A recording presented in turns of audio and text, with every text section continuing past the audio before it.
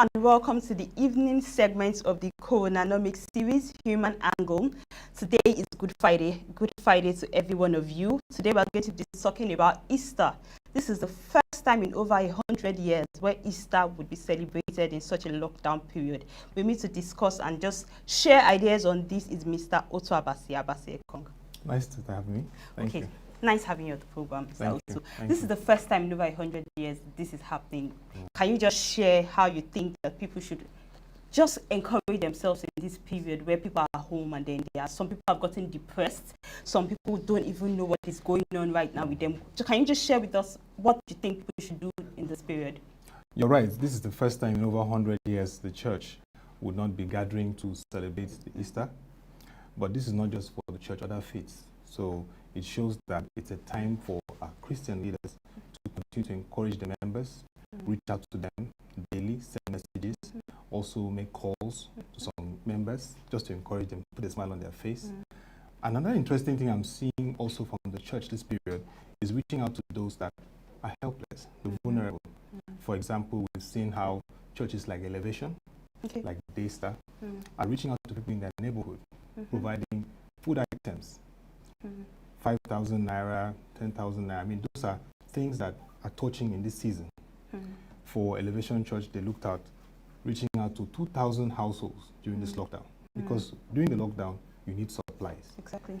Some people don't have income. Informal sector takes over 40% of our economy.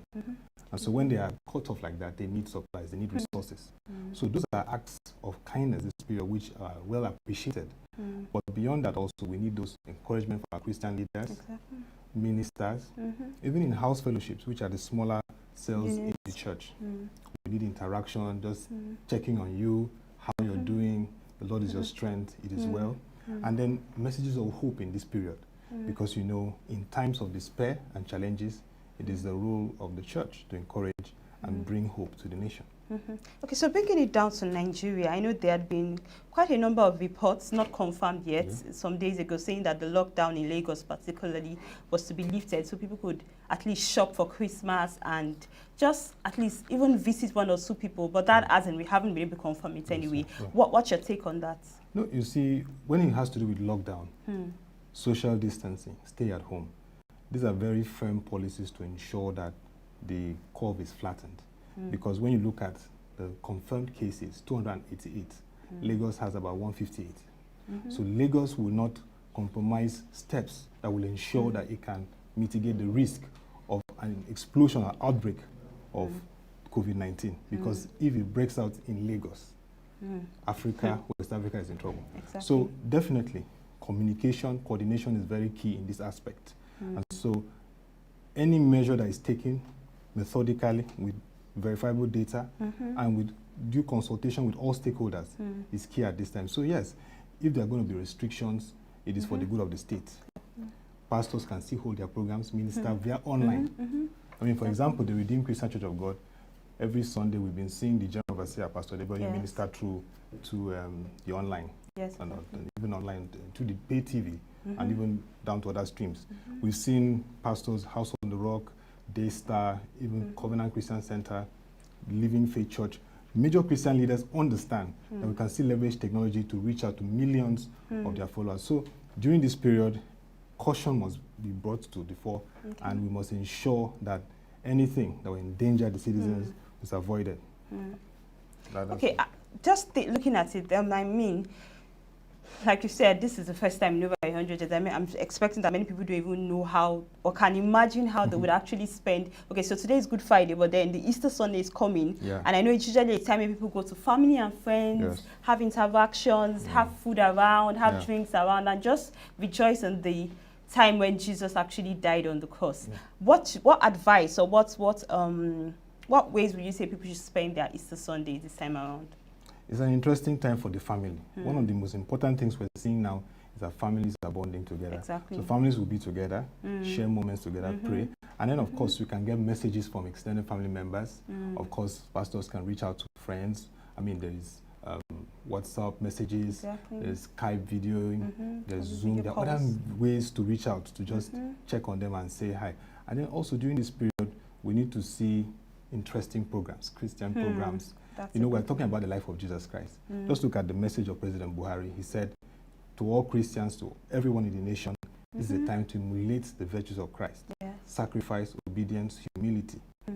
Those are traits that are needed at this time. Considering the issues of the COVID-19 pandemic and the restrictions and the lockdown, it is not intended to put us to suffering. It's intended for us to ensure that we avoid every way of causing an outbreak which could really affect the nation. With 288 confirmed cases now, we can do better if there are coordinated steps. So I believe that, yes, there are ways that the Christian leaders can reach out more to encourage. The key word here is encouragement, because if you don't get encouraged, you could lose hope, and marriages could get challenges. Encouragement comes to the fore. Children could get worried when is school going to resume. Young people are worried about jobs, particularly in UK, in US. I mean, you're hearing messages of recession. So in the US, the Christian leaders have great job to encourage those people that, look, this is not the end of life. It's not a death sentence. Even those that have the COVID-19 infection, look at people like B.B. Winans, a very great gospel singer.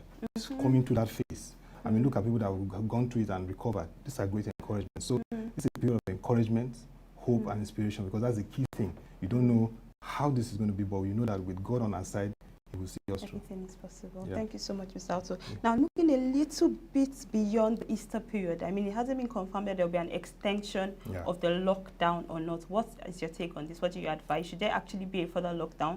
Looking at the fact that the cases have been increasing thus far. Or should it actually be just a week, or should it be 2 weeks? Or what exactly do you advise, or what do you think should be done concerning an extension of the lockdown?